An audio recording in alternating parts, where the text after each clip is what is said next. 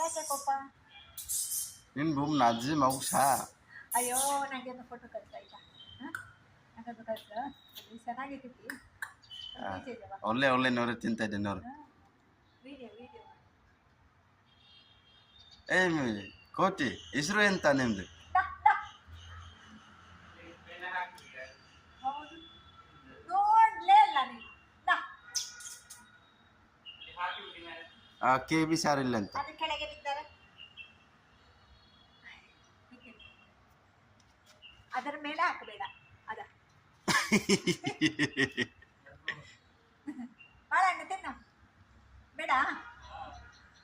ಅದಕ್ಕೆ ಬೇಡ, ಅದು ಬಾಳೆಹಣ್ಣು ತಿನ್ಬಲ್ಲ ಅದ